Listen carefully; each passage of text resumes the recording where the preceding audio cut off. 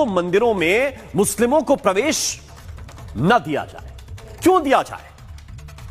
और देश के तमाम ज्योतिर्लिंगों से अब यह मांग उठ रही है। देश के ज्योतिर्लिंगों की एक तस्वीर मैं आपको दिखाना चाहता हूं।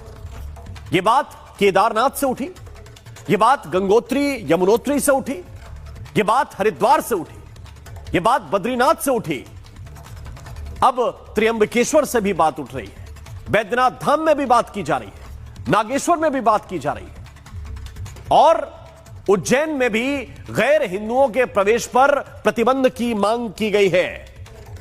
जूना अखाड़े के महामंडलेश्वर शैलेशानंद गिरी ने यह मांग की है कि महाकालेश्वर सहित 12 ज्योतिर्लिंगों पर गैर हिंदुओं के प्रवेश पर प्रतिबंध लगाया जाए।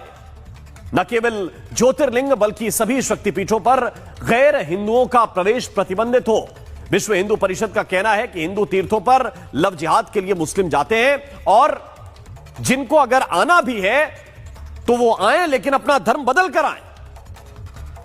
इससे पहले आपको याद होगा कि उत्तराखंड में ऐसे ही नियम बनाए गए।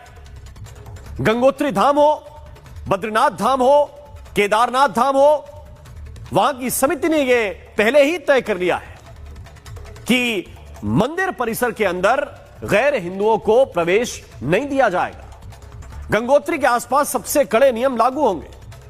मंदिर परिसरों में पहचान की जांच भी होगी।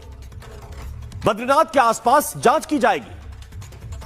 खास बात यह है कि केदारनाथ मार्ग पर भी गैर हिंदुओं के घुसने पर रोक की बात कही जा रही है। और यह जो लिस्ट है, इसमें हरिद्वार और ऋषिकेश के कुछ प्राचीन मंदिर भी शामिल हैं। कुल 48 मंदिरों पर यह प्रस्ताव रखा गया है कि गैर हिंदुओं के प्रवेश पर प्रतिबंध रखा जाए। आपको याद होगा सबसे पहले यह मामला हरिद्वार से उठा था और वहां पर ऐसा बोर्ड लगाया गया था कि अहिंदुओं का जो प्रवेश है वो यहां पर वर्जित है। बात यह भी उठी थी कि न सिर्फ हरिद्वार के अंदर हर की पौड़ी के आसपास जितने भी घाट हैं वहां पर यह निषेध किया जाए। अब जो विरोधी हैं वो इस फैसले को बांटने वाला फैसला बता रहे हैं। वो कह रहे हैं कि ये तो जो है ये बांटने वाला फैसला है, लेकिन समर्थकों का कहना है कि ये शुद्धता और उनकी मान्यता के लिए आवश्यक है, जरूरी है। ये क्यों हो रहा है इसको भी थोड़ा सा आपको समझना पड़ेगा। ये क्या असहिष्णुता है? पहले ऐसा था तो अब ऐसा क्यों होने लगा है? आप ये पूछेंगे कि भाई पहले जा रहे थे अब क्यों रोक रहे हैं? उत्तराखंड में पिछले कुछ दिनों में जो हुआ है वो ये हुआ है कि डेमोग्राफी बदलने की कोशिश के आरोप लगे हैं कि डेमोग्राफी बदली जा रही है, खासतौर से धार्मिक क्षेत्रों में। बीते कुछ महीनों में